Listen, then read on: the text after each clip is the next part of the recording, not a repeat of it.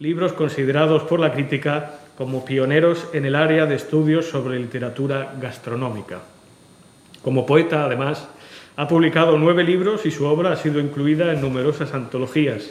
Sus poemarios más recientes son Amiga del monstruo, en Renacimiento, año 2020, y la edición en traducción al inglés de El vientre de las iguanas, en Valparaíso Ediciones del año 2021.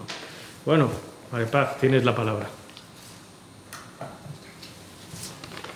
Bueno, pues muchísimas gracias, Manuel, por la presentación. Muchísimas gracias por la invitación. Gracias también al público que se haya presente. Y gracias, por supuesto, a Pilar Tebar como directora del Instituto Alicantino de Cultura Juan Gil Albert. Yo voy a hablar hoy sobre la recepción y el estado de los estudios de Juan Gil Albert en la crítica anglosajón, ¿no? En los Estados Unidos especialmente, que es el ámbito que yo mejor conozco, pues por lo que desarrollo aquí mi trabajo, ¿no? Creo que me voy a limitar alrededor de unos 20 minutos, más o menos. Espero no pasarme del tiempo. Si me paso más de la cuenta, avísame, por favor. Bueno, como es bien sabido, la fortuna literaria de un autor y su inclusión o exclusión en el canon depende en gran parte de la atención que reciba por parte de la crítica. Como también es bien sabido, la edición del Principio de la Constancia, publicada en 1972 a cargo de José Carlos Rovira, y estas jornadas celebran más que justificadamente, tuvo un impacto importantísimo en la carrera literaria de Gil Albert, ya que contribuyó enormemente a la difusión de su figura, y esto llevó a un mayor interés por parte del público y crítica sobre su obra. La edición constituyó un poderoso revulsivo a una situación que podríamos calificar de relativo olvido y suscitó un merecido arrepentimiento por su obra y continuaría con la publicación y reeditó numerosas obras suyas en los años siguientes. Como sabemos, el enorme eco de esta acción, este boom de Gil Albert del que se ha hablado, hizo que, por ejemplo, en el año 77 la revista sevillana Calle del Aire le dedicara su primer número, donde se recogían algunos artículos que siguen siendo hasta el día de hoy fundamentales dentro de la crítica gilalbertiana. Hubo también otros monográficos, el de la revista Anthropos del año 90, Canelopre, el de Bass, del 2004, entre otros, y los dos trabajos de César Simón, de Joaquín Calomarde, de Pedro de la Peña, de José Carlos de Luna, de Luis Antonio de Villena, Guillermo Carmelo y más recientemente Manuel Valero.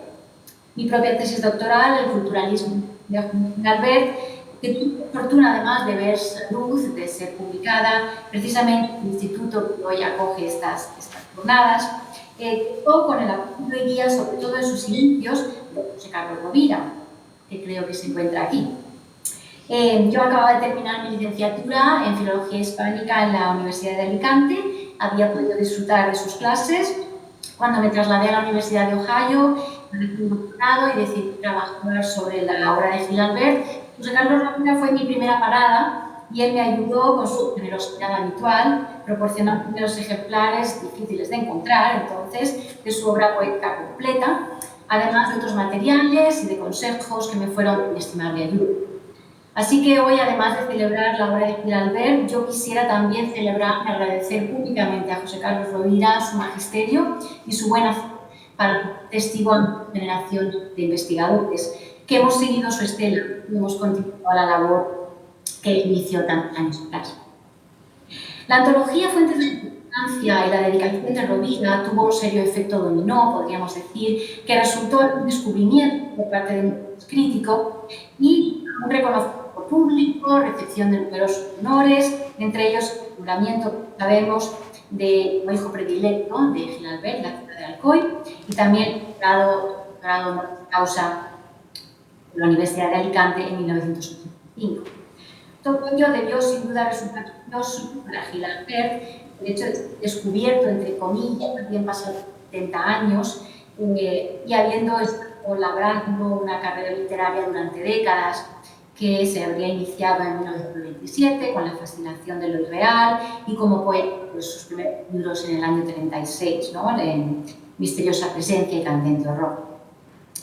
Como este y otros encuentros y congresos en años recientes demuestran, los estudios gilalbertianos goza en la actualidad de una salud, al menos en el ámbito español, ya que hay un buen número de investigadores que a día de hoy trabajan o trabajamos para iluminar su obra desde nuevas perspectivas. En el caso del hispanismo norteamericano, sin embargo, la historia es muy diferente. Los estudios sobre Gilabert fueron inexistentes a finales de los años 80 y aún entonces eran escasos y salvo excepciones de muy poca profundidad. Este silencio habría que atribuirlo, por un lado, a la consabida dificultad de etiquetar a Gilabert como una generación poética determinada, y por otro, al hecho de que su obra no acabara de ser entendida y apreciada por los investigadores más relevantes del campo. Esto es especialmente cierto en el caso de una de las figuras más influyentes en el área de los estudios sobre poesía española en los Estados Unidos, y me refiero a Andrew de Vicky, profesor en la Universidad de Kansas desde 1968 hasta 2005. Especialista, lideró durante décadas este campo de investigación y formó numerosos investigadores que, inspirados por su figura y pasión por la poesía española, siguieron sus pasos.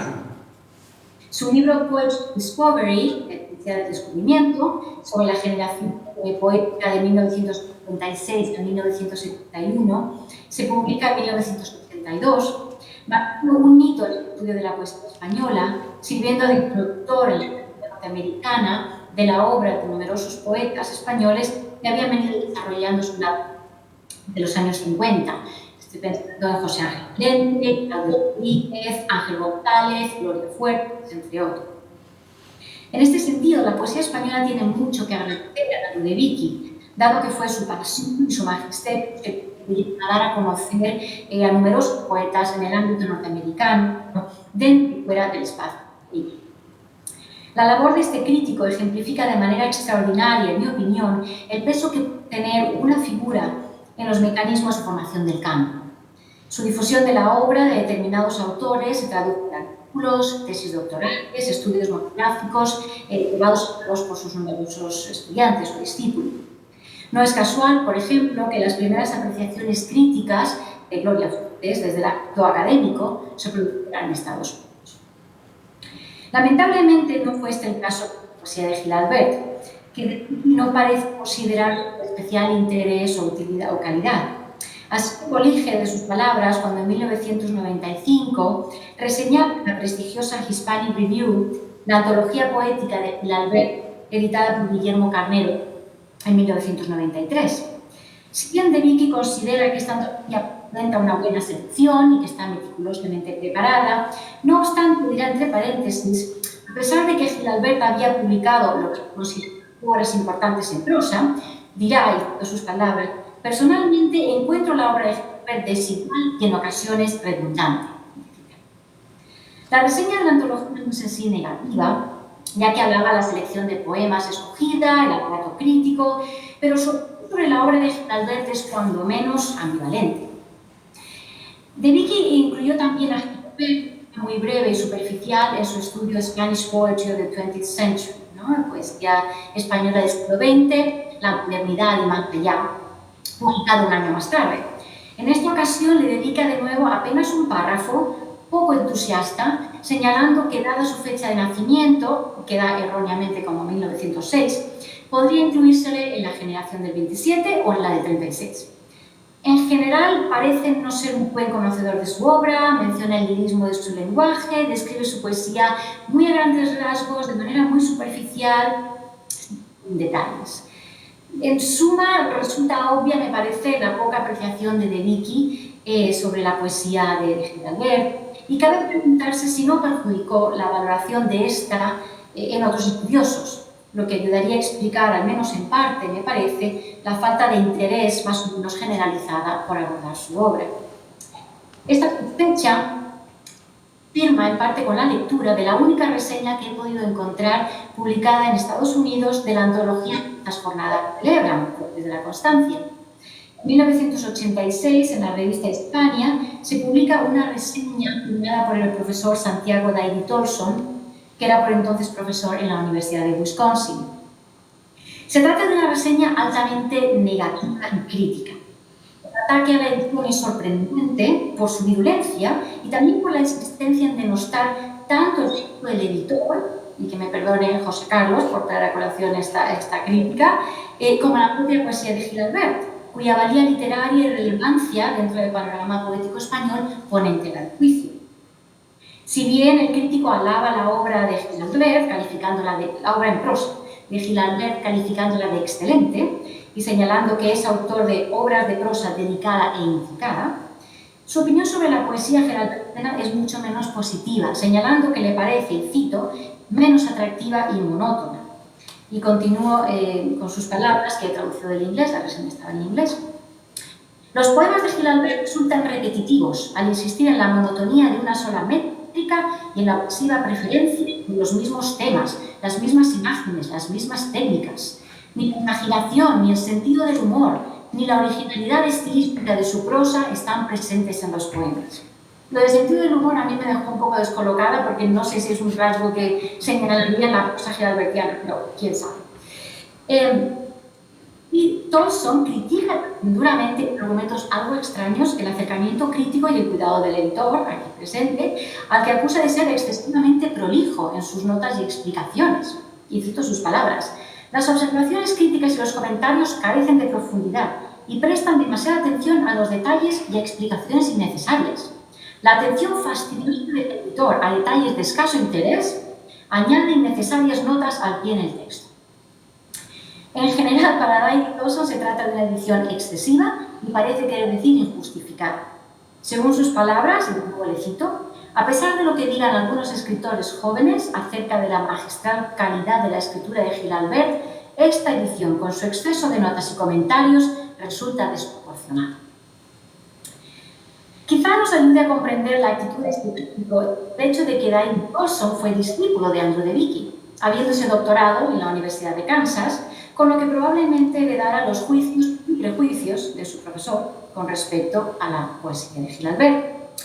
Por otro lado, no era tampoco la primera vez que David Tolson denostaba injustificadamente la figura de un poeta, emitiendo juicios agresivos y haciendo afirmaciones con escasa justificación. En el caso de su valoración de la poeta Ángela Figuera, a la que atacaría de manera extrema en su libro de 1983 sobre la poesía española de posguerra, acusándola, y cito, de construir una visión melodramática de la realidad y de carecer de madurez literaria. Bueno, al margen de esta reseña tan negativa, creemos está basada más en la incomprensión, la falta de conocimiento, que en la objetividad que se supone a un investigador académico. Existen otras aportaciones a los estudios sobre Gil Albert en el ámbito del hispanismo norteamericano que deben ser señaladas. Una de las más interesantes es la del profesor Jonathan Mayhew, experto de reconocido prestigio, profesor durante unos años en la Universidad de Ohio y durante el resto de su carrera en la Universidad de Kansas, donde coincidió con Andrew de Vicki. Mayhew es autor de varios importantes estudios sobre poetas españoles, en especial sobre Claudio Rodríguez. Más recientemente ha sido autor de varias monografías dedicadas a la figura y a la recepción de García Lorca en los Estados Unidos. En 1993, Mayhew publicaba un artículo sobre el Heraclés de Juan Gil Albert, centrándose básicamente en aspectos relacionados con la identidad de género y el proyecto de sexualidad que desarrolla. En los primeros párrafos de su artículo, Mayhew apunta la cuestión de la calidad literaria del autor. Una vez más, este crítico restará importancia a la producción poética de Gil Albert, destacando en cambio su faceta poética, al tiempo que afirmará que la contribución más significativa de Juan Gil Albert a la literatura española contemporánea radica en su intento de crear una cultura de la homosexualidad. Según Mayhew, a pesar de que Gil Albert había cultivado varios géneros literarios, lo considera una figura relativamente menor, cuya importancia no sería ser parte integrante de una edición literaria de corte homosexual que él mismo contribuyó significativamente a definir. Considera Mayhew que la mayor aportación de Gil Albert servir de eslabón es la unión entre los dos poetas homosexuales más prominentes del 27, Lorca y Cernuda, y poetas de generaciones más recientes.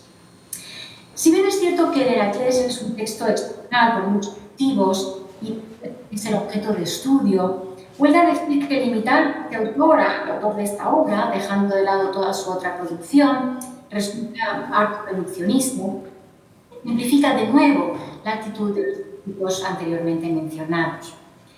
Parece, por tanto, haber una especie de consenso entre los críticos a este lado del charco acerca del escaso interés de la poesía gilalbertiana, destacando, sin embargo, sus aportaciones en el campo de la prosa. Lo que me parece notable, en función de las fuentes referidas en este y en otros artículos, es la escasez de referencias bibliográficas que barajan sobre la obra de Gil-Albert. Esto apuntaría, en mi opinión, a un problema crónico entre los hispanistas norteamericanos, que es la ausencia de referencias a los estudios ya existentes sobre la obra gilalbertiana. Las únicas referencias bibliográficas consultadas en el caso del artículo de Mayhew que estaba mencionando son el libro de Ángel Sauquillo, de 1986, Federico García Lorca y la cultura de la homosexualidad, que además es citado erróneamente como Sauquillo, en lugar de Sauquillo, y es como un estudio centrado sobre todo en Lorca, que Gil-Albert aparece, digamos, tangencialmente. Las otras referencias bibliográficas que cita son el Antolí de Villena, El razonamiento inagotable de Juan Gil-Albert, y la ya citada reseña de David Tolson. De Gil-Albert cita nada más el Heracles y las ilusiones.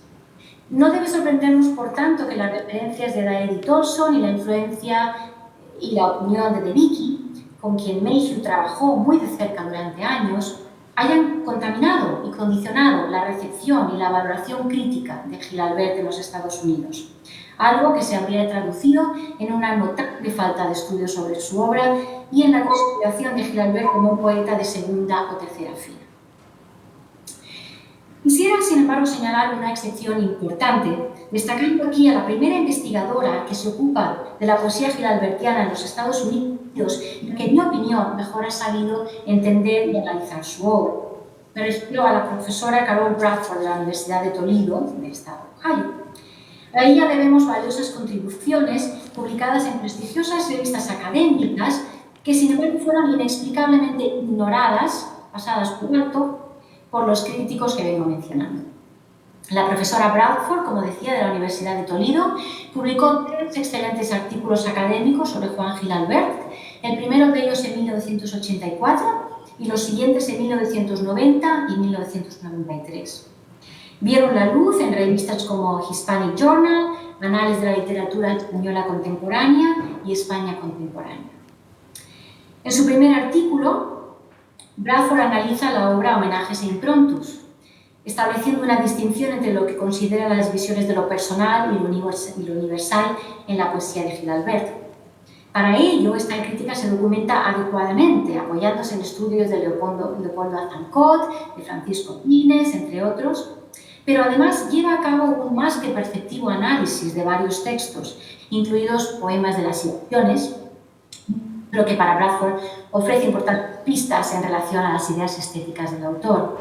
Por ejemplo, señala muy acertadamente el himno al ocio como un poema, y citó sus palabras, vital para entender el particular acercamiento de Gil-Albert a la creación poética.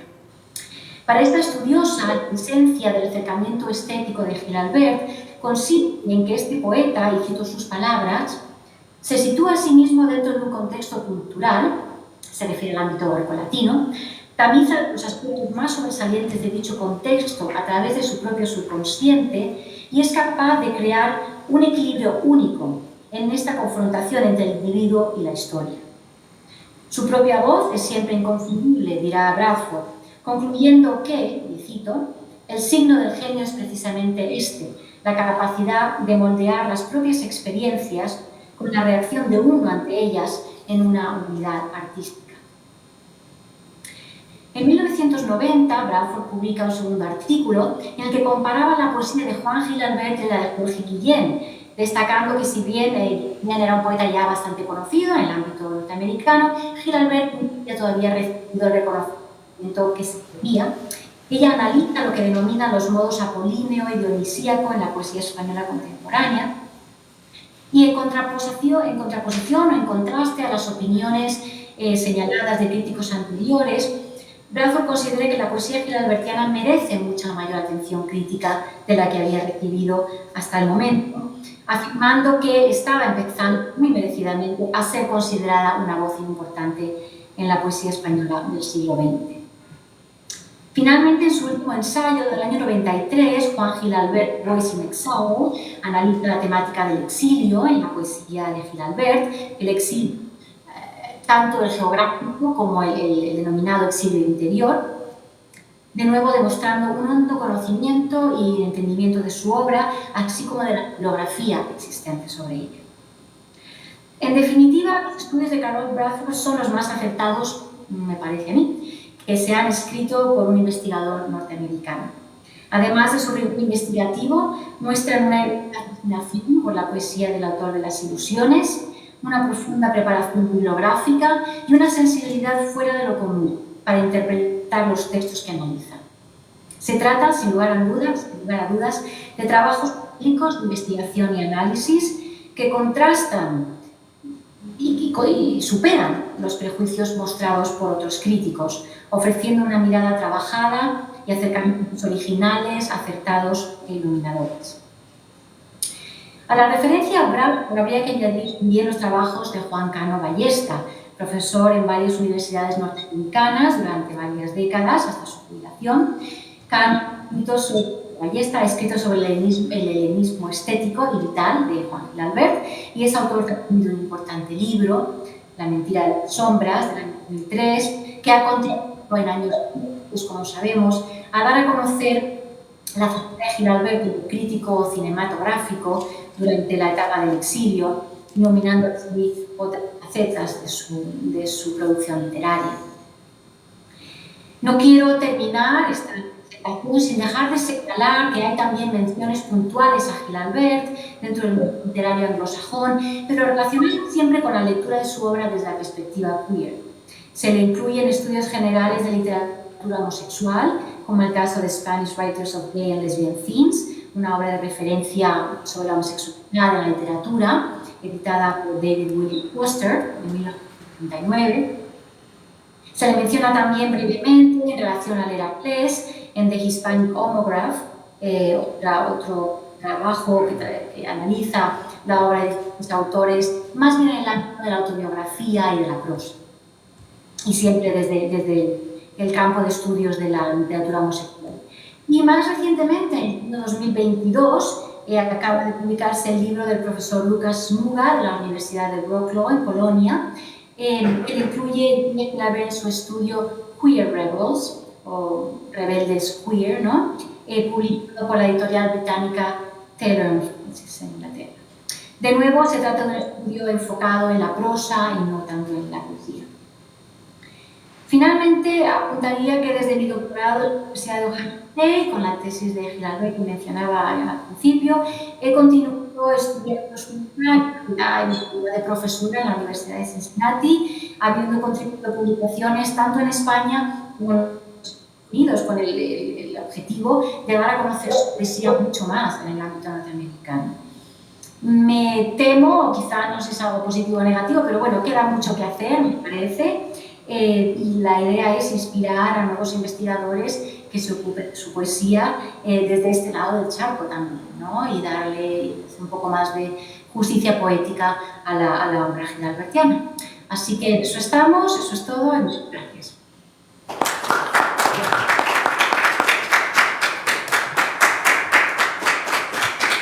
Muchas gracias, Maripaz, por tu valiosa aportación, que la verdad es que ha abierto un camino en la crítica gilalbertiana que parecía de algún modo ya, aunque abundante, ciertamente relativamente agotada.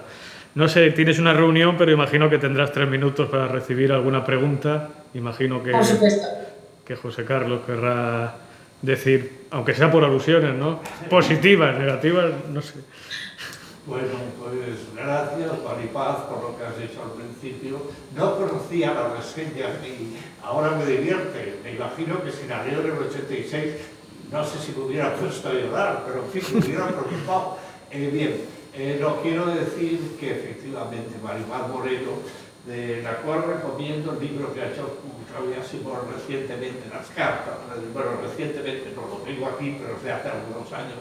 Pero recomiendo sobre todo, no solo la tesis, el libro sobre el culturalismo, sino el trabajo que hiciste para la edición de la obra poética de Juan Gil Albert. Creo que ese trabajo editorial permitía, ya tiene años, un prólogo de Prieto, de Paula, etcétera, permitía una difusión nueva de algo que un compañero, amigo, poeta chileno que está por aquí estos días, Héctor Hernández Montecinos, está buscando estos días en librerías. Por ejemplo, Breviarium Vitae no se encuentra, no hay forma de encontrarlo en Alicante, pero es que la obra poética que hiciste ha pasado lo mismo, ¿no? No te hago preguntas, digo simplemente enhorabuena y ojalá se remiten en ediciones comerciales amplias, como fue la obra poética, que fue Pretextos, Instituto Giralbert, se tome ese camino porque es importante que la obra de Juan se vuelva a encontrar. Y gracias por todo. Muchísimas gracias, gracias a ti, José Carlos. Creo que realmente tu labor creo que es ejemplar y realmente has dejado ahí esas miguitas que nosotros hemos seguido, yo y otros investigadores y, en fin, muchísimas gracias por tu labor y por tus clases que me encantaron cuando era estudiante en la Universidad de Alicante. Disfruté muchísimo tus clases de literatura latinoamericana. Es para mí es un placer poder estar contigo, que sea de esta manera, ¿no? Gracias. Bueno, es el turno de alguna pregunta, intervención, sugerencia. Bueno, Maripaz, creo que te vamos a dejar el día por delante, porque aquí, a ti creo que te queda el día por delante y aquí se está acabando el día. Muy bien, muchas gracias, Maripaz. Gracias, Manuel, muchas gracias. Bueno. Ah, no lo sabía, perdona. No, se me olvidó decirte. Es que es por la portada y por más cosas. Déjame que te pones. Quiero comentar. La has cerrado la reunión, no la cerres, déjala. No, está aquí abierta. De hecho, sí. Raúl se ha intentado añadir mientras hablábamos. Ay. ¿Seleccionas tú el archivo, José Carlos? El archivo y tal. Bueno, mientras tanto. Esa agua la puedo beber. Yo no la he tocado. Se acaba de ponérsela yo. Yo no la he tocado. Esta es la de Manuel, la dejamos aquí, ¿vale? Bueno, aunque no hagan falta presentaciones, ¿verdad? Nunca está de más unas breves líneas sobre el recorrido. Gracias. El profesor José Carlos Rovira. Profesor emérito de la Universidad de Alicante, de la que ha sido catedrático de literatura hispanoamericana hasta su jubilación. Fue lector en la Universidad de Florencia entre el año 1974 y 1976 en la cátedra del profesor Oreste Macri. Profesor y catedrático de bachillerato. Así está usted y esa es en la que vamos. vamos. Los años 76 esta es la que está en el aire. Su maestro y director de tesis doctoral fue don Alonso Zamora Vicente. Ha sido profesor invitado en varias universidades y conferenciante en más de un centenar de instituciones europeas y americanas. Ha publicado varios libros sobre su especialidad latinoamericanista y sobre literatura española. Ha editado varias veces y publicado varios estudios que todos ustedes conocen sobre Miguel Hernández, Rubén Darío, Neruda y Giralbert, de que en 1984 editó el libro que ustedes pueden ver, Fuentes de la Constancia. Es autor de unos 160 artículos y capítulos sobre temas latinoamericanos. Ha dirigido la revista América sin nombre y sus últimos libros son Miradas al mundo virreinal, Relatos inquisitoriales en la narrativa latinoamericana y la edición de otra antología de Raúl Zurita. También el nuevo Apocalipsis, Rubén Darío y la crítica de arte, y recientemente el taller literario de Miguel Hernández. También el volumen en colaboración 100 años de Mario Benedetti. En fin, José Carlos, tienes la palabra.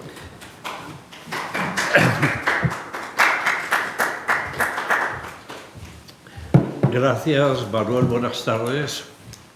Gracias, Manuel Manero, por la invitación. Gracias al Instituto Juan Giralbert por organizar estas jornadas sobre Fuentes de la Constancia, en donde a mí me toca, lógicamente, hablar de la edición de 1984, que fue tan criticada por una persona, creo solo, porque afortunadamente hubo algunas críticas positivas, porque yo era joven y a los jóvenes nunca le he dedicado, cuando he hecho una reseña, una reseña de ese tipo, vamos, me refiero, una reseña destructiva. Es más, mi intervención, sin conocer esa crítica, va de alguna forma a responder por qué efectivamente sí está ahí la edición, porque se la he traído a Héctor Hernández Montecinos para que se la lleve a Chile, porque está llena de notas amplísimas.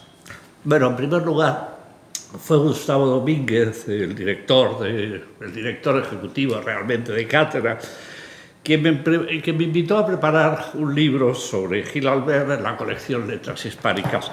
Y acordamos, Juan, Gustavo Domínguez también, que le interesaba, y yo, acordamos que lo más importante era volver a sacar la edición de Ognos, de Puentes de la Constancia, que es la que realmente había significado ese lanzamiento de Juan en el mundo editorial español. Juan se había autopublicado sus libros, incluso tenía algunas ediciones en La Caña Gris, etcétera, pero realmente su obra no estaba difundida. Y efectivamente, Fuentes de la Constancia era la posibilidad masiva de la difusión, entre otras cosas porque se hacían 5.000 ejemplares, cosa que nadie hacía en España en esos momentos, quizás Castaña. Y al mismo tiempo aparecía en una colección donde los clásicos aparecían bien tratados, ¿no? Y Juan Gil Albert alcanzaba así a lo mejor una clasicidad que se merecía, porque estaba muy abandonado desde el punto de vista no solamente crítico, ya no editorial. Cuando yo hago la edición, Juan Gil Albert ha tenido lo que Leopoldo Azancot llamó Año Gil Albert, que es el 74, donde aparece Crónica General, Los días están contados, Valentín en la Galla Ciencia, La metafísica en Ognos. Ognos edita además ese año, que fue importantísimo, Las ilusiones. Habíamos conseguido algunos una copia de la edición americana, pero el libro era prácticamente desconocida.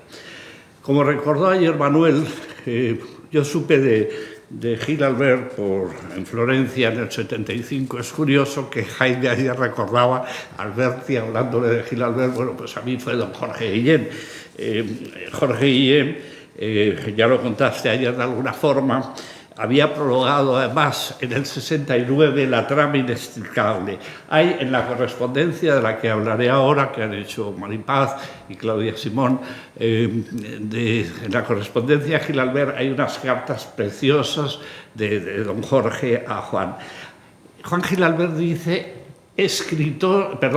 Jorge Guillén dice en el prólogo a La trama inextricable, escritor de rara originalidad entre nosotros. Y ese principio de rara originalidad yo creo que es el que de alguna forma guía nuestra visión de Gil Albert cuando empezamos a descubrirlo. Yo digo que hasta el 75, bueno, don Jorge, en una conversación que estaba doña Irene, Gaetano Chiappini, que era quien nos llevaba, ya fallecido, Concha Collado, mi mujer, bueno, don Jorge, fue una conversación divertidísima que he contado ya en la prensa por muchas cosas, pero en un momento determinado me dijo, Juan, de Alcoy es Juan Gil Albert, lo conoce, y yo no sabía quién era. Es decir, confieso que en el 75 yo no sabía quién era.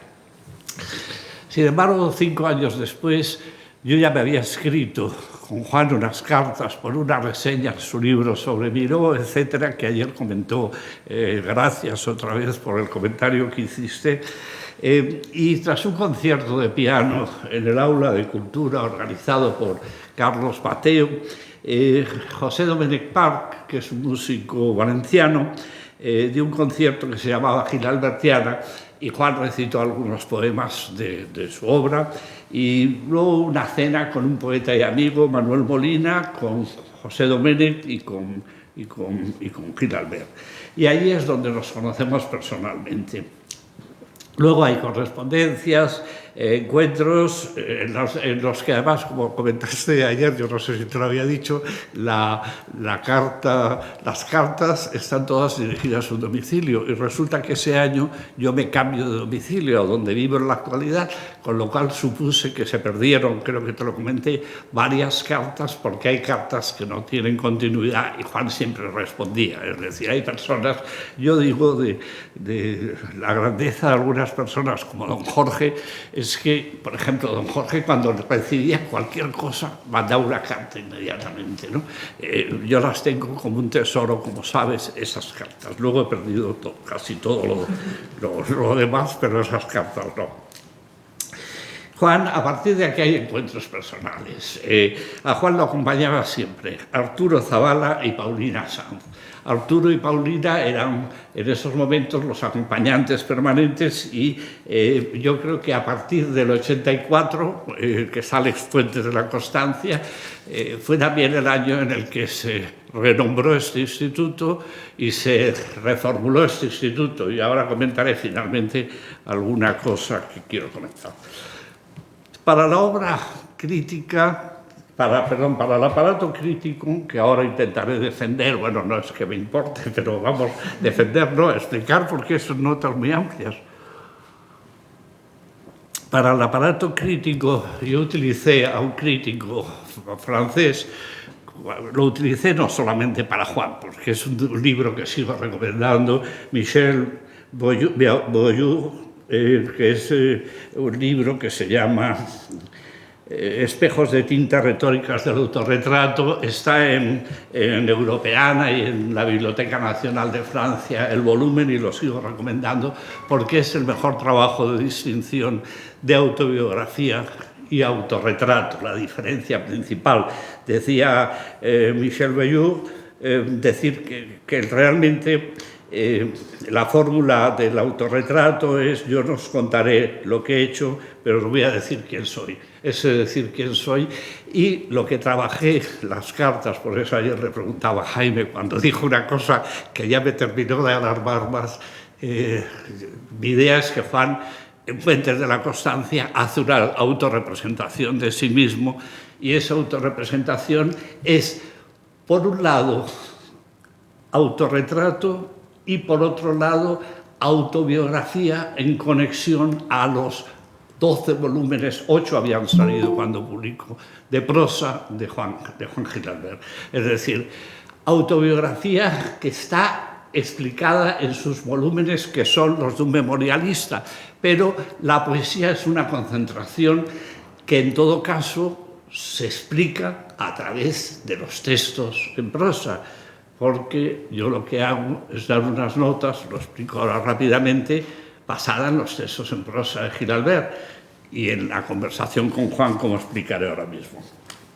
Bueno, yo planteé que esa autoselección antológica de Juan, a través de los años 30, la guerra civil, el exilio, el regreso, el exilio interior a partir del 47, y sin embargo recuerdo que en un encuentro con mi respetado y querido amigo Joaquín Marco, que era editor de Ognos, el director de Ognos, Joaquín me dijo una cosa que me alarmó. Juan ya no estaba en situación de contestar a nada, porque en el año 89-90 Juan ya no estuvo en contacto, sobre todo en el 90 ya no estaba, en el 91, perdón, ya no estaba en situación de contestar. Y Rosa Monzón, que está ahí, lo sabe bien porque estuvimos juntos viéndolo.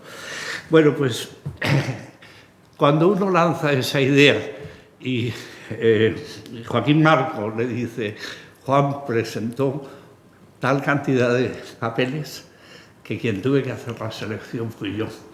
Entonces uno se le desmonta el aparato de autorrepresentación para pensar que era la autorrepresentación de Juan Gil Albert a través de Joaquín Marco. Ayer le pregunté a Jaime Siles, cuando habló de que el grupo de jóvenes que lo rodean en esos momentos, él, Carnero, Ricardo del Beser, que ha fallecido recientemente, Pedro de la Peña, etc., son los que de alguna forma guiaron esa antología. Pero luego ya cuando le pregunté me aclaró que no quería decir que le hicieran ellos, que lo que hicieron fue indicarles qué libros eran principales. Conclusión, después de darle muchas vueltas, dijo Jaime ayer una cosa que es verdad, que Juan presentó 300 páginas y la antología no podía tener 300 páginas. Lo que sí que hizo Joaquín Marco fue seleccionar de la antología que Juan había hecho. Pero además pienso, por lo que comentamos Joaquín Marco y yo, es que Juan trabajó sobre lo que ya tenía publicado y lo que leía la gente, y sobre lo que tenía inédito, que era bastante, dio una cantidad enorme de papeles que Joaquín Marco tuvo que reducir, lógicamente, por lo que dijo ayer Jaime.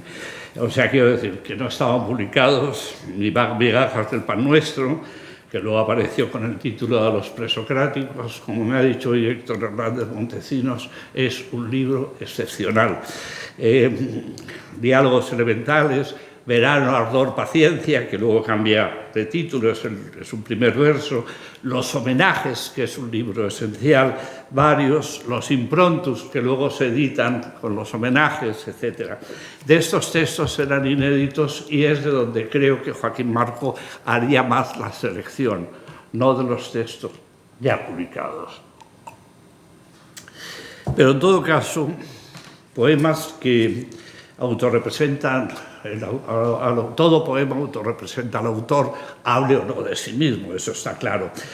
Lo que sí que era evidente, y aquí a ver si me empiezo a centrar, porque yo no sé cuántas páginas me han salido, pero bueno, lo que sí que es evidente es la vinculación permanente que hay entre motivos de sus poemas y el relato memorial de sí mismo que establece ampliamente en su obra. Quiero decir que esta relación entre poemas y prosas debe determinar la lectura que debemos hacer de su poesía. Y en el caso de una edición resulta imprescindible, don Alonso me lo recomendaba siempre, que no pensáramos que siempre que no llamáramos tonto al lector, que le diéramos los datos que pudiéramos, sobre todo cuando el libro tenía una distancia fuerte, que la idea de que no había que anotar, no con comentarios propios, porque creo que no hay ningún comentario propio, hay comentarios de Gil Albert en su obra en prosa. Me ayudaron varias cosas. Marisol Sorribes, que era una colega del instituto de Jorge Juan, yo trabajaba en el Jorge Juan y luego en Gijona, me hizo trabajó unos índices que para mí fueron fundamentales. Recuerdo que se los mandé o se los dejé a Maripaz Moreno, porque son unos índices donde para determinadas cosas vienen muy bien, sobre todo índices nominales, en esa obra extensa de Juan Gil Albert. Y luego Juan Gil Albert estaba vivo y cercano, con pleno conocimiento y memoria de sí mismo, por lo que el factor imprescindible de la edición era la conversación. Yo lo había visto hacer, aunque no anotaba tanto las ediciones como hacía yo luego, lo había visto hacer nada menos que a Oreste Macri con don Jorge Guillén. Oreste Macri me enseñó que si tenías a un poeta vivo como Jorge Guillén, que iba con Irene Sismondi todos los años, se pasaba 3 meses en Florencia, pues lo que tenía que hacer es ir a verlo la mayor veces posible, ir preguntándole cosas, y para mí los trabajos de Macri sobre don Jorge Guillén son excepcionalmente buenos también por eso.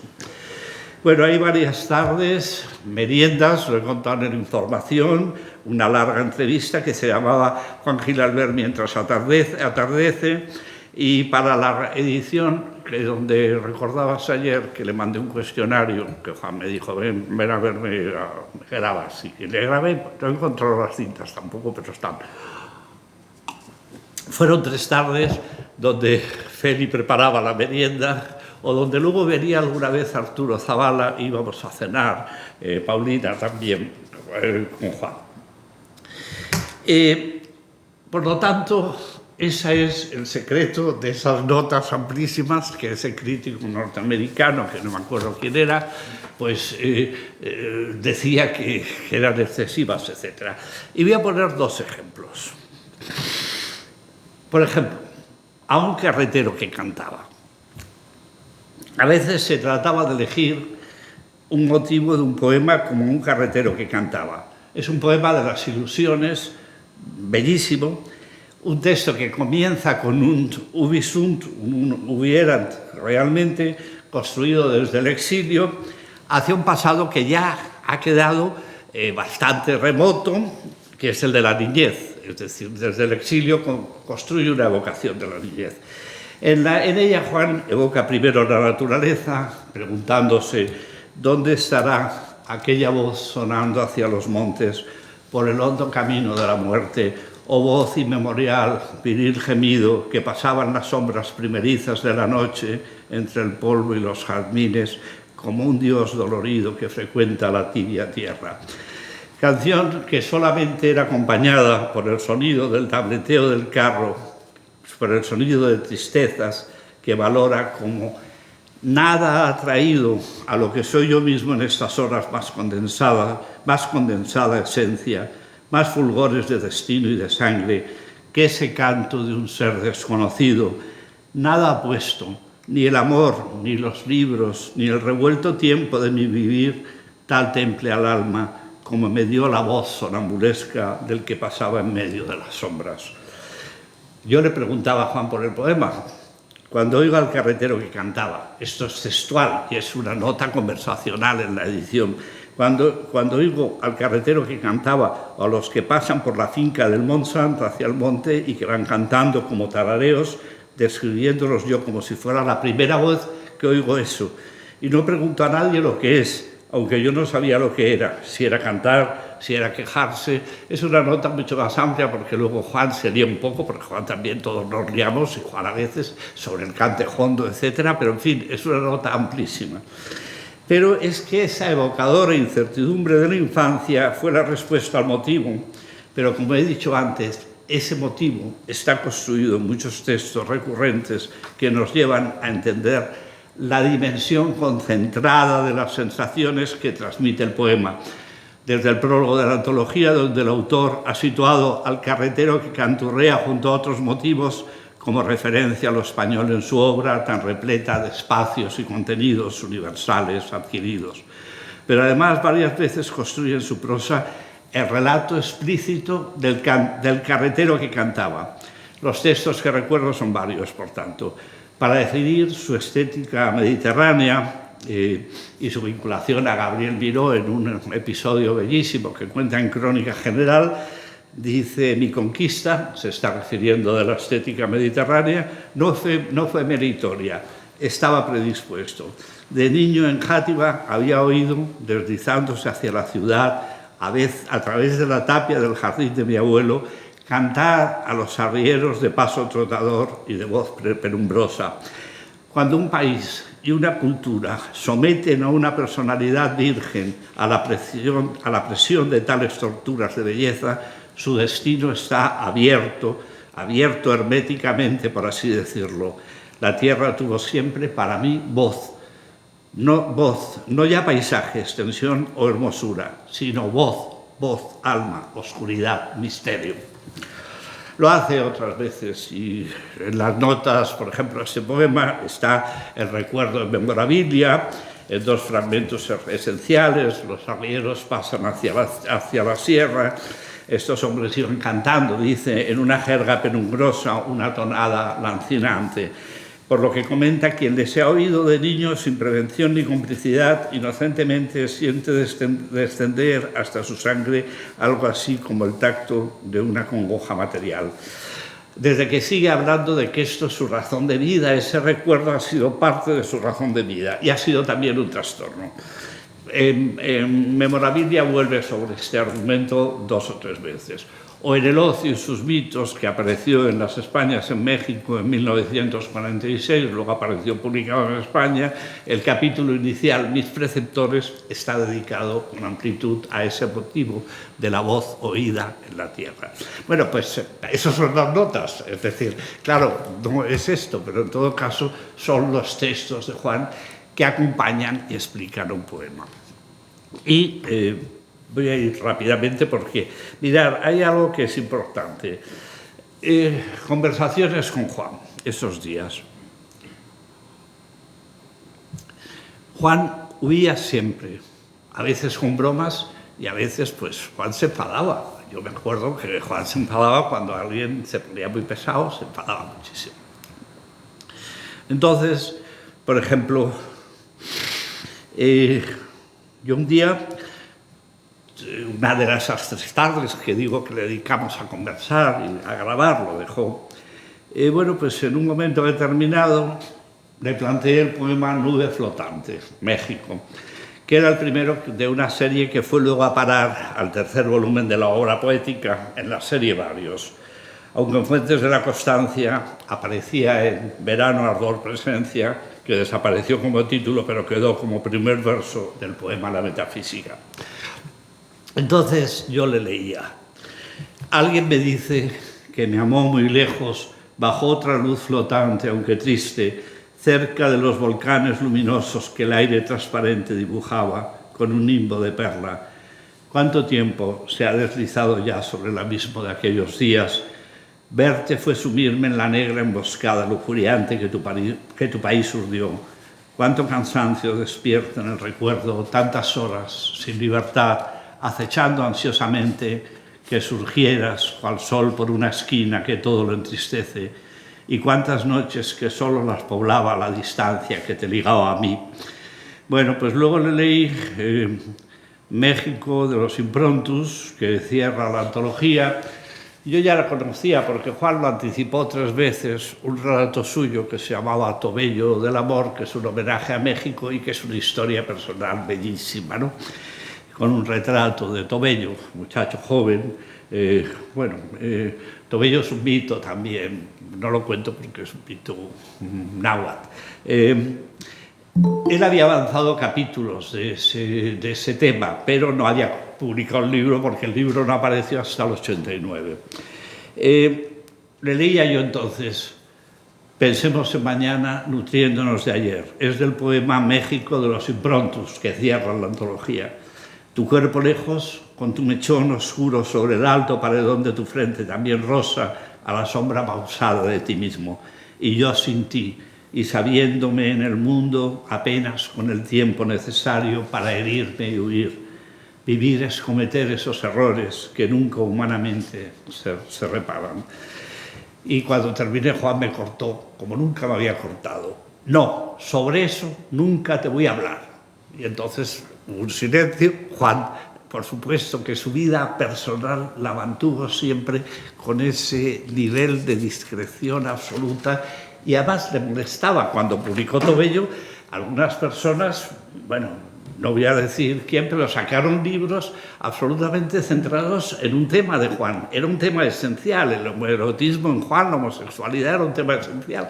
Pero quiero decir que Juan no había contado ninguna de sus historias personales y tuvo bastantes. Es decir, me refiero, pero la de Tobello fue una historia que le marcó.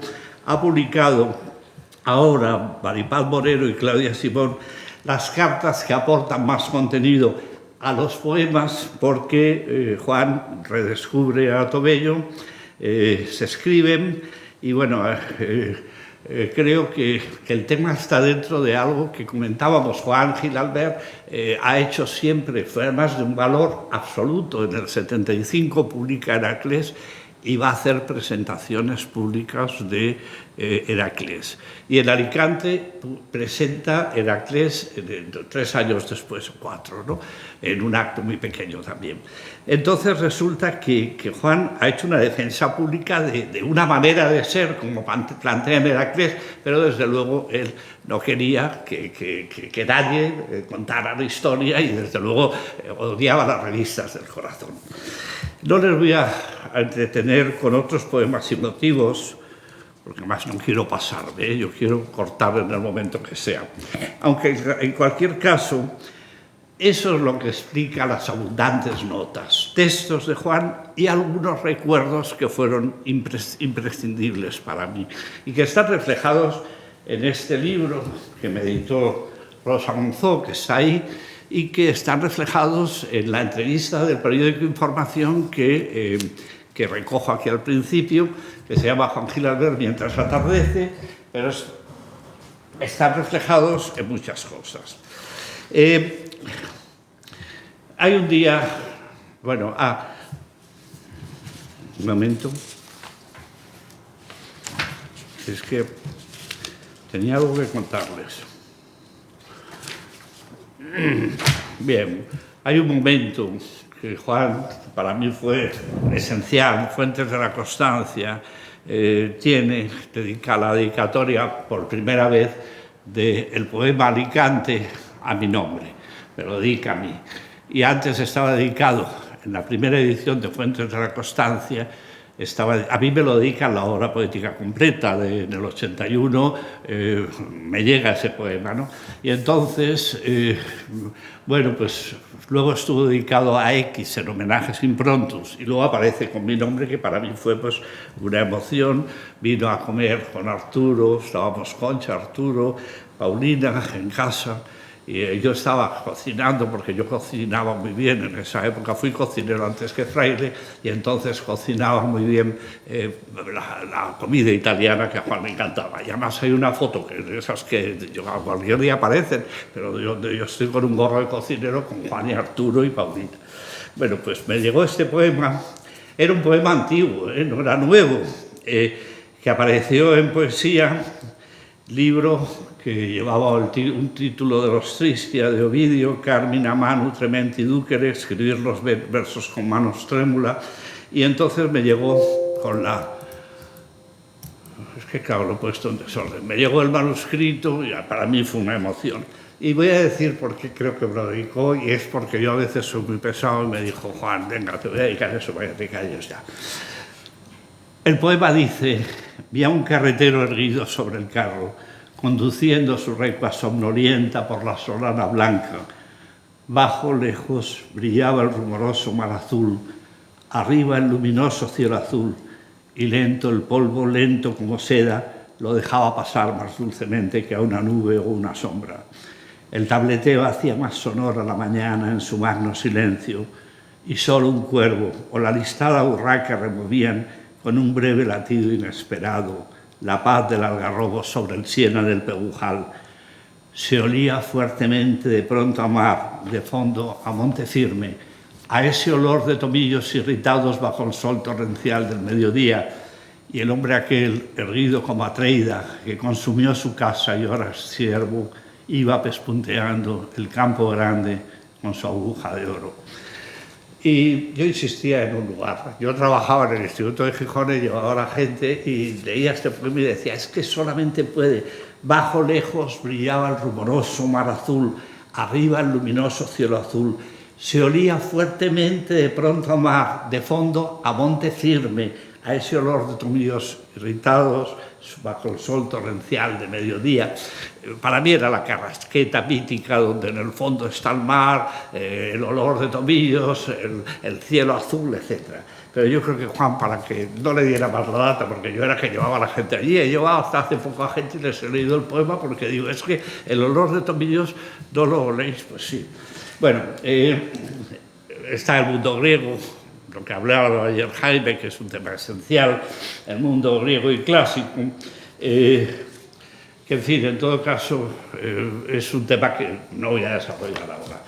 Se creó en 1984, el mismo año de la antología, se creó el Instituto Juan Gil Albert, y yo recibí el encargo de hacer una revista que se llamó Canelobre. A veces Canelobre se escribía mal, se escribía con un defecto lingüístico que yo creo que la revista contribuía a aclarar, porque había veces cuevas de Canalobre y no es Canelobre, claramente. Bueno, se creó esa revista y en la revista Juan publica un poema bellísimo en el primer número, que es La fidelidad. A lo largo del vivir mi tierra alicantina y el solar griego se me han identificado herméticamente como si ambos cuerpos gemelos, de ambos cuerpos gemelos se exhalara la respiración de una misma alma. Y La fidelidad es un poema clásico, bueno, bellísimo, no lo cuento ahora. Luego siguieron varios encuentros, el libro del 91, en este se recopila por primera vez parte de su... Está hecho de Estados Unidos, pero se recopila parte de su producción mexicana. Está hecho en Virginia, pero porque luego estuve en México y recuperé otras cosas, o estuve más tiempo. Y le fui a llevar el libro con Rosa Monzó a Juan, y Juan pues ya había Rosa era la directora, y Juan ya había entrado en aquella... Rosa y Juan Antonio Ríos eran los directores. Juan ya había entrado en aquella situación que temió siempre. Su madre estuvo desmemoriada por los pasillos, ya perdida durante algunos años, y en la que vivió 3 años y medio. Tenía aquella circunstancia que ya vivía, en la que la memoria, ya cuando lo fuimos a ver, era solamente olvido, y el presente era un verso de un poema que recuperé en aquel libro, que decía que la expiación es ese eterno ser lo que fuimos, ya sin esperanza. Gracias.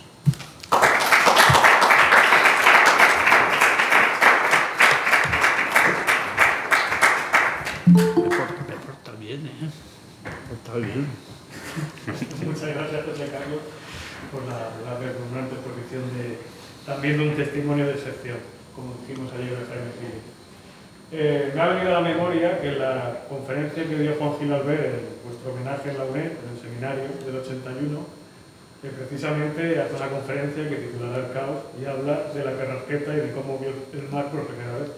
Entonces había conocido. Está en Crónica General también su primera bajada de niño, ¿no? Pero es verdad, tienes razón, no me recordaba. Hablaba de Elche y de, en fin, que es el turno de las preguntas y creo que es un momento oportuno porque alguien tiene alguna cuestión, algo que quiera ampliar, alguna valoración positiva que puede ser.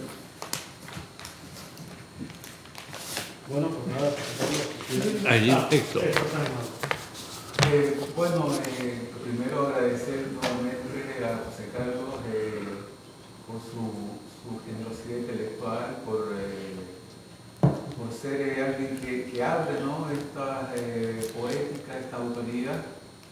Y me quedé pensando justamente en ese punto en el que con referencia al crítico norteamericano anterior, que le molestaba mucho esa simbiosis entre prosa y verso, y que justamente decía que las notas de José Carlos eran excesivas por eso. Creo que actualmente digo, en marco de tiempo, esa separación de un autor, una autora entre poesía y verso, pues ya un poco ya como que no va, ¿no? Y creo también se me ocurre que la edición de José Carlos es una edición documental, ¿no?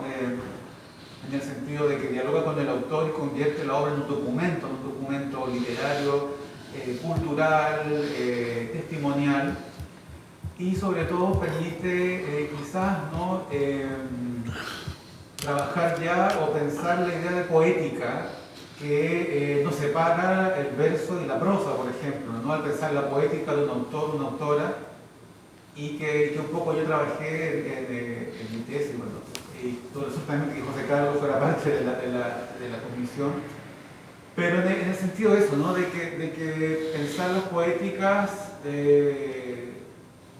tanto como una disciplina, como una forma de un pensamiento literario, de un proyecto literario, pensar la poética como tal, hace menos tensa esa relación entre prosa y verso, porque se está hablando de una poética en general. Entonces la edición de José Carlos, como se nos está contando, ¿no?, lo que hace es, con estas notas, engarzar con su prosa, con su testimonio del autor, con los propios poemas. Entonces, de algún modo, sí está componiendo, presentando una poética, ¿no? Una poética, y que sería en el día de hoy, de ahí en adelante, una forma interesante de leer, y lo que me está interesando a mí estos días, que estoy viendo seminarios, que encuentro, y también conociendo al autor, pensarlo desde ahí de una poética, en que la poesía, la prosa, las entrevistas, los documentos también son parte de esa forma de entenderlo actualmente, y que el libro de José Carlos es justamente eso, ¿no? Es ese pensamiento literario de un autor, más que esa separación de verso y prosa. Y creo que ahí parte algo interesante, al menos que yo veo, que me interesa también continuar y leer desde ahí.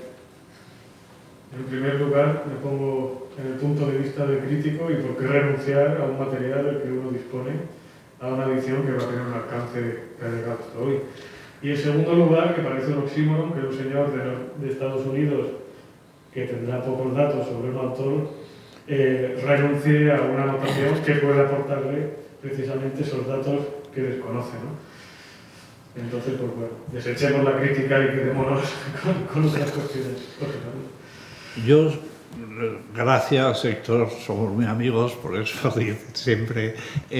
Mira, yo he tenido una polémica larvada, ¿no?, sobre los tipos de edición. Yo, por ejemplo, con Carmen Alemán y Agustín Sánchez Vidal hicimos la edición de Miguel Hernández y era una edición genética, pero con un crítico amigo tuyo, amigo mío, he polemizado, no mucho, porque tampoco yo soy un polemista, ¿no?, sobre que a un autor vivo no intentemos ediciones genéticas, ni hace falta que sigamos buscando, si el autor está vivo, la perfección textual, porque la perfección textual la tiene el autor. Y yo, por ejemplo, con nuestro Raúl Zurita, ya sabes que ese para mí ha sido un tema. Raúl está afortunadamente vivo, está bien, le he hecho entrevistas y le he grabado el año pasado, sí, nos hemos perdido 3 años, en el 2019 en Pavía, varias veces con el mismo sistema. Lee un poema y dime qué te crea ese poema ahora, ¿no?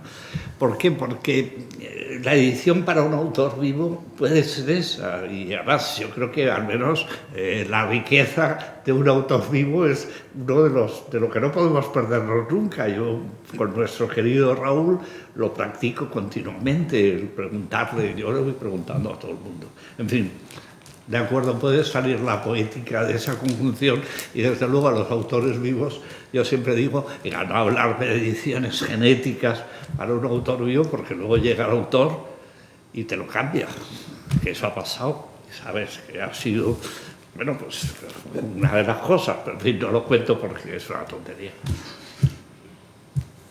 Bueno, pues José Carlos, si no hay más preguntas o intervenciones, pasamos a la última ponencia. A la última ponencia.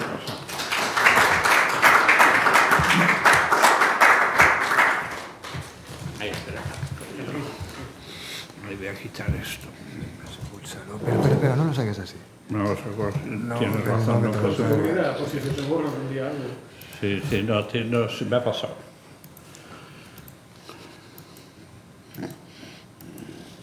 A ver, que no dice nada. Uy, ¿me ha permitido? Sí, aquí está ya. Ya está. Ya podemos. Este es el tuyo. Uy. Gracias. Y ahora tenemos que volver aquí. Lo admitimos, te sientas ya aquí. Sí, porque estará Raúl ya desesperado. A ver, tienes que mira, este vaso era el tuyo. Que Sí, no he bebido. y me llevo esto de José Carlos y pongo lo tuyo aquí. Hola, Raúl. Sí. Buenas, ¿qué tal? Sí, vamos a bajar un poco el volumen. ¿Me escucha bien? Sí, yo creo que bien, que no hace falta bajar el volumen. Lo que pasa es que te vemos con la pantalla helada, congelada. Ah, pues no sé. Espérate, voy a quitar ahí por Sal- ¿Se oye muy fuerte o qué? Un pelín, sí. Pero lo bajamos el audio nosotros de aquí. Sí, lo iba a hacer, pero que ya... ¿Así? Ahora, Dile sí. que pruebe. Sí, pero nos... Sal y entra, a ver si recuperamos la Sí, imagen. lo ya salgo dentro, vale. Sí, gracias. Se ha congelado. Sí.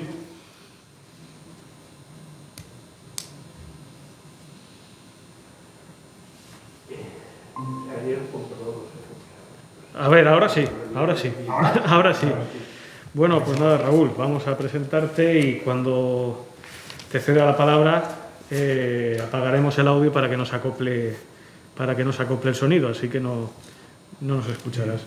En fin, Raúl Molina Gil es doctor en literatura española por la Universidad de Valencia y actualmente ejerce de investigador y de profesor en la Universidad Internacional de Valencia.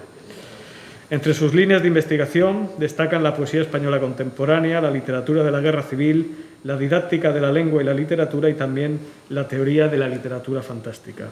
Es autor de la monografía Un lugar sin lugar, la poesía de Antonio Méndez Rubio, de reciente aparición en publicaciones de la Universidad de Extremadura y de las ediciones críticas del Hombre y el Trabajo de Arturo Serrano Plaja, cuya edición recomiendo, y de Poesía y Poder de Alicia Bajo Cero. Ha publicado numerosos artículos de investigación en revistas nacionales e internacionales, así como investigaciones en libros colectivos.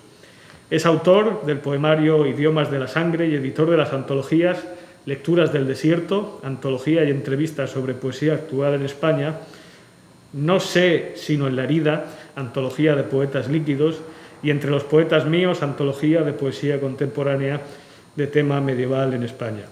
Y además, en breve, porque se encuentra ya en impresión, saldrá un volumen dedicado a la poesía de Rafael Azuar Carmen, que está editado por Raúl Molina Gil en colaboración con Manuel Valero. Así que, Raúl, si quieres, te cedo la palabra y comienza tu intervención. Muchas gracias, Manuel. Buenas a todas y a todos los que estáis allí, los que seguís esto online. Gracias por tus palabras. Quisiera agradecer también al Instituto Alicantino por estas jornadas y sobre todo también a Manuel Valero, a ti por la coordinación. Bien, mi comunicación se titula Las redes literarias de un fenómeno editorial, agitación, silencio y fuentes de la constancia. Bien, pues la crítica podemos decir que ha definido, como se ha venido comentando en estas jornadas y también en numerosísimos artículos y monografías, la obra de Juan Gil Alberte en varios movimientos.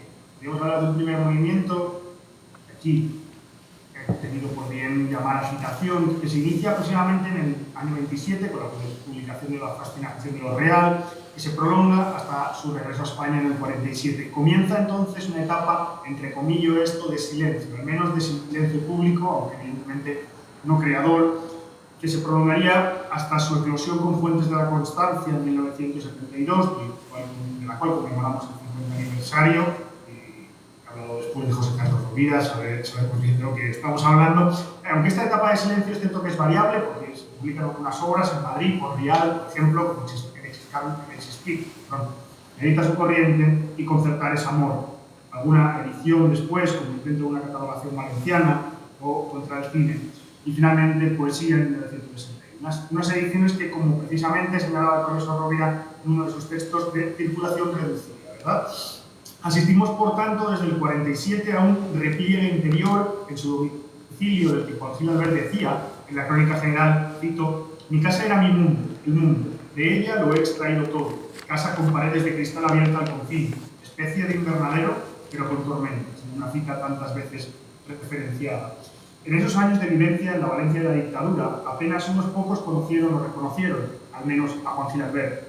Como él mismo narra en su diálogo con Luis Antonio de Viena, dictó alguna charla sin publicidad en la Alianza Francesa. Después participó en algunos recitales de la Alegría Lope de Lega, invitado por Juan Carlos Moreno.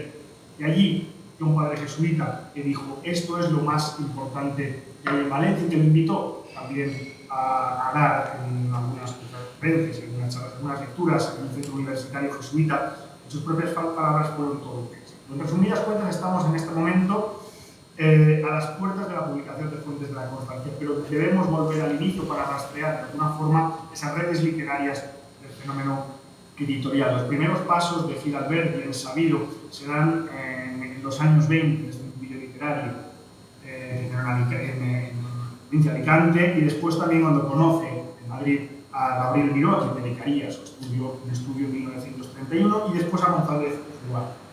Tras la aparición de crónicas para servir al estudio de nuestro tiempo, reseñado por Rivas Serif, El Sol y en La Correspondencia, comenzó a ser conocido entre los escritores intelectuales de sus contemporáneos, por así decirlo. Dice Gil Albert, todos estos habían leído alguno de esos libros y me descubren ellos, aunque después en Memorabilia apuntará. Pero no fue allí, en Madrid, donde ellos hacían sus pinitos de futuras celebridades madrileñas donde habíamos de conocerlos, sino en mis dominios, en Valencia, en mi casa. Nótese el uso del término mis dominios cuando habla de ello. La casa se convierte, para Gil Albert, en centro y referencia perpetua. Esa misma casa donde muchos años después Carnero diría aquello de entonces esto estaba ya hecho. Al menos eso es lo que se narra. La obsesión de Gil Albert por el hogar se manifiesta también en Memorabilia en varios apartados, cuando refiere y describe con sutileza las casas de Manuel Altoaguirre y de Juan Ramón Jiménez en unas páginas iniciales del volumen.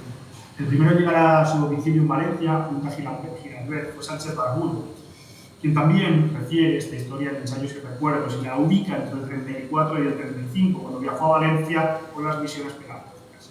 Sánchez Barbudo Lo describe elegante y refinado, distinguido en su lujoso piso, de nuevo otro tópico que se va a repetir insistentemente.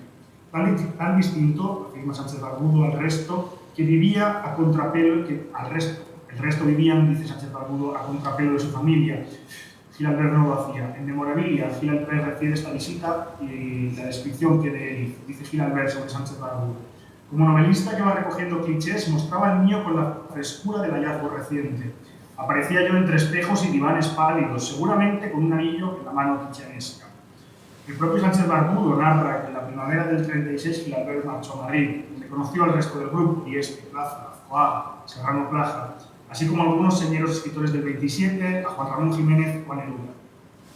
Como no podría ser de otra manera, también Gil Albert lo narra precisamente de nuevo en Memorabilia, páginas en las que plasma su fascinación, no sé si decir todavía provinciana, al verse envuelto en una mesa por los grandes poetas vivos de la España del momento. Ante Juan Ramón Jiménez dice que notó, y cito, como si una fase inesperada me impidiera hablar. He ahí el hombre que, salido del hogar, conoce a quienes hacen y dicen como él, y por el momento los encumbra. El golpe de Estado desestabilizará, por el 18 de julio del 36, y pronto el gobierno se trasladará a Valencia en un hecho que será clave también en estos desarrollos. La morada, el reducto, la casa de Gil Albert se convierte en esa isla de relativa paz en medio de la tragedia y punto de referencia. Siempre narra él, todas esas veces que se desnuda, dice, cuenta que iba a su casa, ¿no? a cambiarse directamente de ropa y asearse un poco. Movido por aquellos jóvenes que, como decía Sánchez Barbudo, pasaron de la ignorancia y la indiferencia política a la agitación con las protestas estudiantiles durante la dictadura de Primo de Rivera, pasaron al compromiso con los sucesos de Asturias en el 34 y definitivamente una toma de posición en el 36, tras el golpe de Estado, digo, junto a ellos, Gil Albert se deja llevar y se arrastra a nuevas empresas. El inicio de la contienda había paralizado la publicación de numerosas revistas, Revista de Occidente, Cruz y Raya, Leviatán, Caballo Verde para la Poesía, etc. Y había dado de alguna forma lugar a esas hojas volanderas, títulos de agitación y propaganda, como Mazulo y tantos otros. Faltaba, sin embargo, una revista que acogiera composiciones que aunaran, según palabras de Serrano Plaja, en aquel texto, la ética con la estética. A las enseñanzas al cabo de Guillet y de Mergó, entre otros, con similitudes a la poesía sin pureza nerudiana y a la idea del marxismo humanista, de Machado, siempre con la vista puesta, como reza el subtítulo de Hora de España, al servicio de la causa popular. En este sentido, la primera cometida se dio en diciembre del 36, con la publicación del Buque Rojo, en el que está también Gil Albert, junto a Raya, Barbudo o Dieste. Algunos de ellos, como por ejemplo Sánchez Barbudo, tenían ya cierta experiencia en las revistas literarias, que publicaron en Madrid en 1933 y 34, junto a Azcoaga y Serrano Plaja, Hoja Literaria, una revista que nunca ha sido reeditada y de la cual se encuentran muy poquitos ejemplares. Dicha empresa, podemos afirmar, ubicó a Gil Albert en línea con los escritores de su generación, o más bien de su grupo. Pues este tema de las generaciones, yo sabré que es un tanto complejo y en el caso de Gil Albert bastante estudiado y analizado, ¿verdad? Ubicado, digo, este grupo por las circunstancias bélicas en Valencia, allí se funda Hora de España. Contaría con escritores jóvenes y con lo que ellos llamaban el Senado, aquellos intelectuales que estaban en aquel momento residiendo en Valencia tras haber sido evacuados, concretamente en la Casa de la Cultura. Tras un primer contacto con Moreno Villa y con Pergamín para que intercedieran por ellos ante el Ministerio, Sánchez Barbudo, cansado de esperar, decidió concertar una reunión con el ministro de Propaganda, Carlos Esplá, también alicantino, que les concedió una subvención y que dijo, cito, por fin viene alguien a proponer una revista que no es su revista, la de fulano o la de Mengano o la de sus acólitos. Cuenten ustedes desde mañana con la subvención.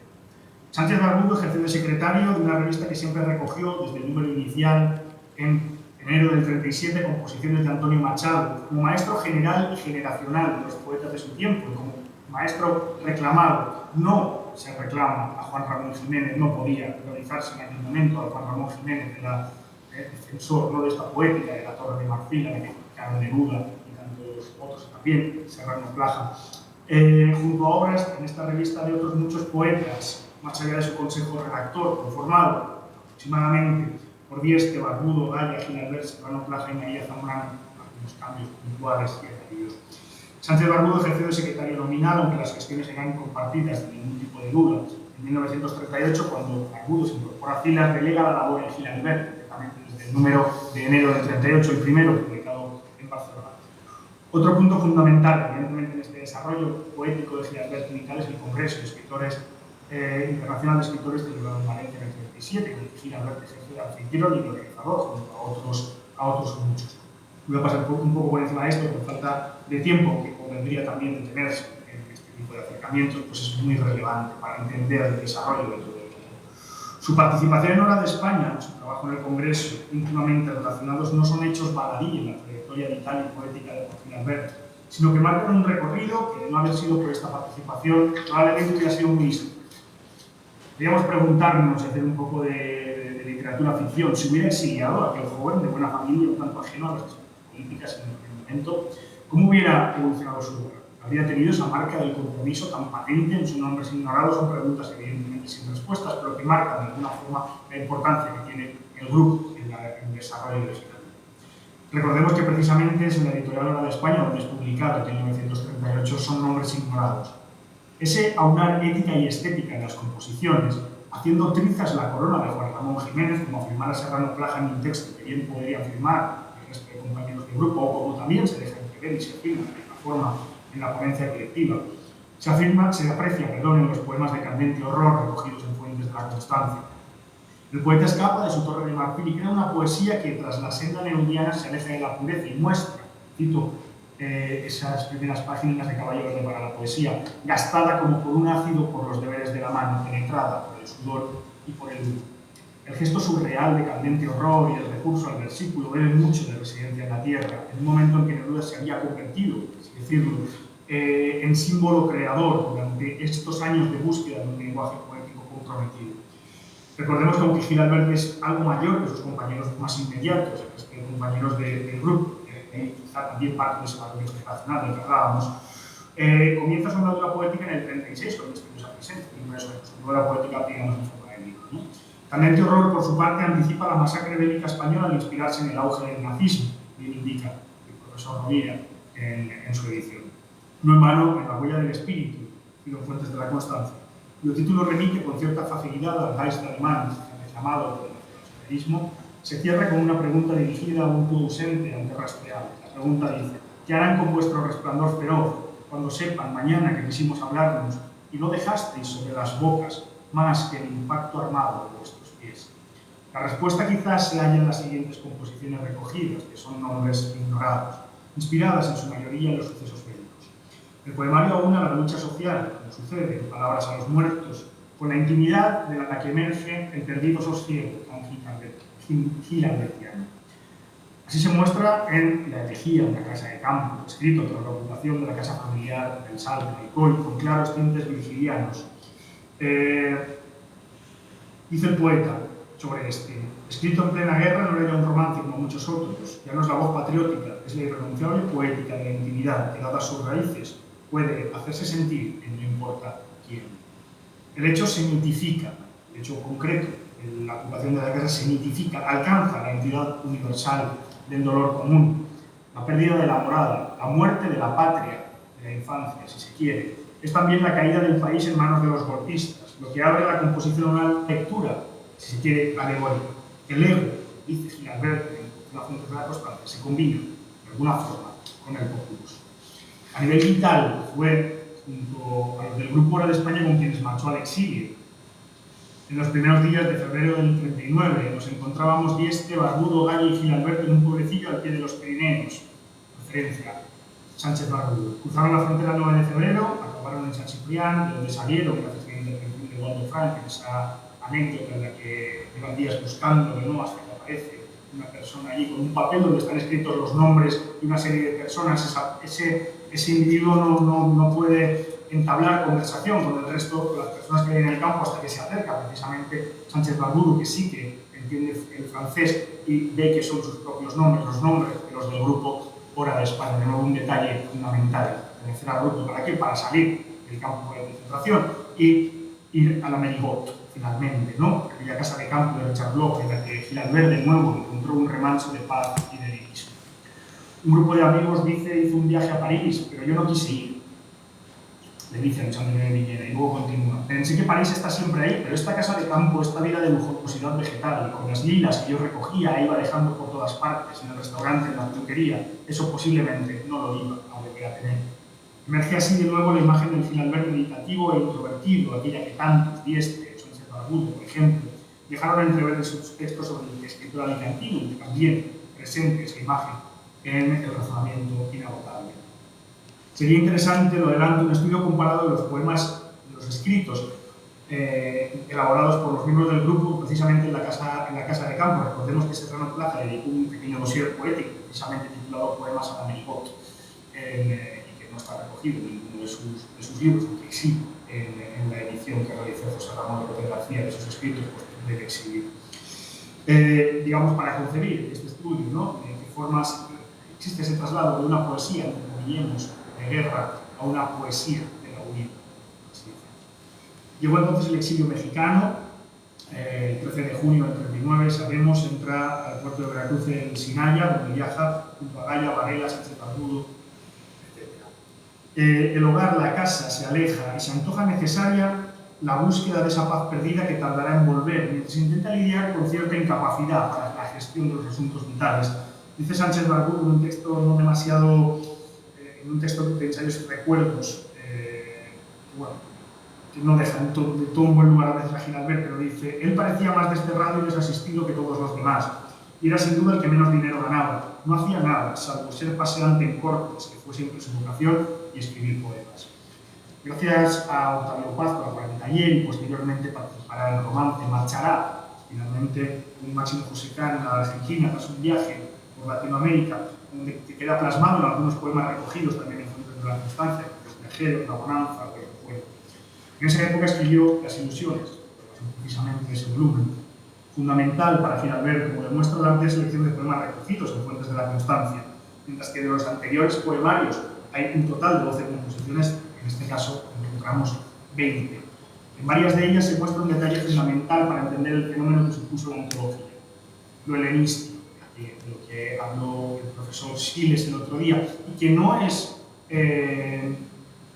digamos, propio únicamente de Gil-Albert, porque también está en Serrano Plaza, precisamente El hombre y el trabajo, ese libro de Serrano Plaza del que hablaba antes Manuel Valero, remite a Hesíodo, de cuyos trabajos y los días, ¿no? Es decir, ahí hay un pozo helenístico en varios de ellos. Unido, digo, este elemento helenístico a cierto aire culturalista, pensemos en Oyendo a Mozart o a las palabras manuscritas de Proust. Poco presente en la poesía de los años 40 y que había de conectar, como posteriormente veremos, con la línea y comenzó a generarse en España a partir de mediados y finales de los 60 y ya en los años 70. La antigüedad clásica no brota en la poesía de Gil-Albert como una muestra de diferenciación y de escape, como pudo suceder en el modernismo postdaliniano, y Espesa, Zayas, por ejemplo, o incluso el primer Machado, sino que conforma su praxis vital. No hay un gesto de desapego en Anacreonte o en el linaje de Edipo, sino una lectura en clave histórica, como bien dice el profesor Rovira en su edición. Cito: el linaje de Edipo es un paradigma mítico de la tragedia española. También es marca velada del eros homoerótico tan presente, por otra parte, en la cultura helenística. Pensemos, por ejemplo, en Diágenes, que además de hilvanar otra de las temáticas fundamentales, el canto a la naturaleza. Tema este, por supuesto, ampliamente tratado en la composición que dio título a la antología. Finalmente, la infancia, la reliquiana patria tan transitada por las composiciones de los poetas exiliados.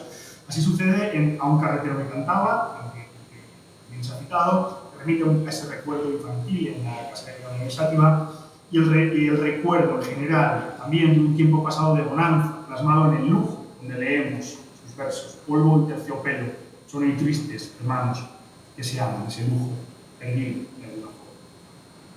En el 47 Gil-Albert vuelve a España, siente que su tiempo en México ha terminado y dice: estaba tranquilo, todos me dejaron tranquilo, y en ese silencio y en esa privacidad pude hacer lo fundamental de mí. Así es que este silencio, de una manera rotunda, ha sido para mí positivo. Una vida, en palabras de Luis Antonio de Villena, muy monacal, con poca exposición pública, como hemos visto anteriormente, en la que se tiene que dedicar a asuntos familiares, cuidados, sobrinos, o también a la empresa familiar quebrada finalmente en el 54. A finales de los 60, ciertos escritores valencianos comienzan a saber, comienzan a interesarse. Dice Pedro de la Peña: Se decía que era un especialista en Proust, que por su educación afrancesada le gustaban sobre todo los clásicos de aquel país, y que tenía una casa con mesas, espejos, vitrinas y porcelanas de refinado gusto, en donde escribía interminablemente un libro de memorias. De nuevo, la referencia al pulcro hogar y al gusto. Es Brines el principal introductor, quien hizo de mediador en aquel encuentro, ¿no? Y que ya se ha referido, con Siles y Carnero. También César Simón, evidentemente, los lazos familiares. Es finalmente también Brines el que intercede con Joaquín Marco para que se publique Fuentes de la Constancia en Óculos. Se produce entonces ese inquietante descubrimiento de un poeta isla, como afirmó Ricardo Barnatán, cuyo desarrollo fue ya imparable. Se suceden los libros, la revisión de los homenajes, los monográficos, el aire monográfico de Antropos, la fundación del Instituto Juan Gil Albert, las obras completas del poeta, etcétera, etcétera, etcétera. Y en el 84 la reedición precisamente de Fuentes de la Constancia. Curioso sin duda, apunte un poco en este que voy a hacer ahora, entre paréntesis, ¿no? Curioso sin duda que en esos años, los años 80, la colección de letras hispánicas de Cátedra sirviera también de lanzadera, de alguna forma, y de reconocimiento a dos autores que habían tenido un recorrido anterior largo, pero que no habían sido reconocidos. Uno, Gil Albert, esta edición, su publicación en el 72, y el otro, evidentemente, Antonio Gamonera. En el 87 se publica Edad, a cargo de Miguel Casado, apenas un año después de la segunda edición de La Descripción de la Mentira. Curioso aunque explicable, de alguna forma, mientras que Gamoneda entroncaba con una tradición, si se quiere, valentiana, y llevaría en los años posteriores hacia la concreción de una poesía silenciaria que han plasmado, por ejemplo, Méndez Rubio, Las Alas, Rubio García Valdés o incluso Santandrellá. Gil Albert ganó vuelo gracias a algunos novísimos, como Carmelo Siles o nosotros, de alguna forma, Luis Antonio de Villena, vieron en su poesía que todo esto estaba ya hecho. En la poética de Gil Albert había, como indica Rovira, una inmersión rigurosa y nueva en el culturalismo que internaba las nuevas estéticas. Las ilusiones es un libro que entronca con estas estéticas de los años 70, ¿verdad? Ello sucede porque Gil Albert, digamos, se aísla en el exilio de las tradiciones habituales de su época y de las corrientes previas. Dice de nuevo Rovira: en México se situó más cerca de Octavio Paz que de León Felipe, más cerca de la revista Taller que del romance de las Españas. Si algo ha destacado en la crítica en este sentido ha sido que el culturalismo presente en Gil Albert, estas referencias que forman sus obras no son externas, es decir, no se alejan, quiero decir, del venecianismo y ferreriano. No son externas sino asumidas, vividas e interiorizadas, como señalan composiciones antes referidas, el lujo, las páginas manuscritas de Proust. Su poesía no se subordina a la referencia culturalista, se alimenta de ella.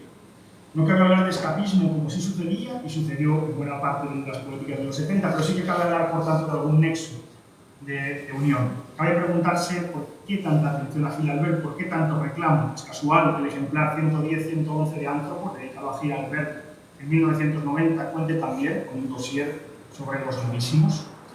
Nos atrevemos quizás a señalar hacia una línea en ocasiones transitada, intuida, por autores como María Paz Moreno, Manuel Valero Gómez.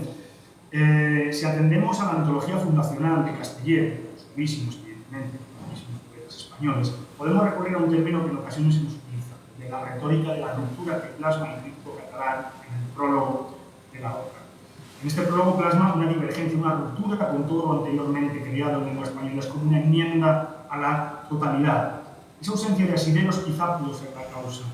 Algunos poetas de los 70 vieron en la olvidada figura de Gil Albert un referente que podía ser reclamado sin la necesidad de atender a la obra de otros escritores anteriores, cuya tradición, entre comillas, desechaba el prólogo de Castellero. Esto era posible, en este sentido, por tanto, era posible mantener la retórica de la ruptura. Gil Albert se mantuvo, estuvo al margen de luchas, contiendas, egos y corrientes. Defender y reclamar a Gil Albert no era defender la poesía española, sino un poeta isla, independiente, por tanto, y además implicaba reclamar algunos detalles concretos de su obra, el ya aludido culturalismo, el homoerotismo, tan presente en algunas poéticas como la de Luis Antonio de Villena, y también reclamar algunos aspectos de su vida tan vinculados con su obra. Pensemos en el lujo o en el dandismo en el que siempre va incidiendo Luis Antonio de Villena en ese diálogo que mantiene con Gil Albert, ¿no? Parece que siempre quiere entrar a hablar sobre esto, ¿no? Pensemos, por ejemplo, que no hay palabras de acogida para la obra de Gil Alberto te tienes derivar hacia la experimentación, hacia lo pop dentro de este grupo, por ejemplo, hacia el Montalbán, sino que esta acogida se da por parte de aquellos que sí trabajaron más por la órbita culturalista. Deberíamos continuar esta senda ya por algunos marcada y realizar esta lectura paralela, no solo de los libros, sino también de los textos sobre poética, incluso de las memorias, de los epistolarios, que permita rescatar estos restos del rescate de Gil Alberto. No se reclama una corriente o un poeta, en el campo poético español al menos, para hacer de él un hecho central en el campo poético. Se hace para justificar la poética propia. Lo primero sucede como consecuencia de lo segundo. Las recuperaciones han sido constantes en la historia literaria de este país. Pensemos, por ejemplo, en la recuperación de Machado por parte de los poetas de Escorial, de Torrejo, Iván, Campanero, ¿no? De reclamar a Machado como tratar de llevarlo hacia la poesía del régimen, como estudió la Ferreira Vedra, en su texto del poeta rescatado. También del reclamo, pensemos en esto, de cierto Cernuda por la poesía de los 80, por el reclamo que están teniendo las poéticas de, por ejemplo, José Miguel Ullán, Chantal Nayar, o Luz Pichero o Aníbal Núñez por parte de poetas actuales como Segovia, María Salgado. Como digo, queda pendiente avanzar en este sentido sobre lo ya construido, por supuesto, para desgranar bien esta cuestión y observar con profundidad este recorrido desde la agitación al silencio y del silencio al boom editorial de Fuentes de la Constancia, dejar, valga la redundancia, constancia de todo ello atendiendo a las estructuras y el sistema que funciona y ha funcionado en el campo poético español de todo el siglo XX. Gracias.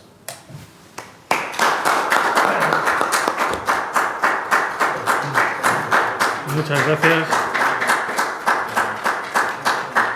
Muchas gracias, profesor Raúl Molina, por tu brillante memorabilia, podríamos decir, y también quería agradecer personalmente tu profesionalidad y las condiciones de tu participación en estas jornadas. Bien, es el turno de las preguntas. No sé si quiere alguien intervenir. La verdad es que ha sido una ponencia distinta a las vistas hasta ahora y bastante enriquecedora. José Carlos, ¿sí? Enhorabuena porque has hecho un panorama sintético y me parece que es importante por cómo lo has planteado, cómo has ido planteando etapas que son muy amplias, pero las has concentrado muy bien. Enhorabuena solamente. Soy José Carlos Rovira. Gracias, Carlos. He creído irte bien. Muchas gracias por tus palabras. Es un ejercicio de condensación. Y en un periodo récord, lo puedo dar fe de elaboración. ¿Alguna consulta, alguna pregunta, alguna duda? Bueno, pues Raúl, si te parece bien, damos por finalizada la sesión de hoy. Te volvemos a agradecer la participación y nada, les emplazamos a la sesión de mañana, que será la última y también promete ser interesante. Muchas gracias.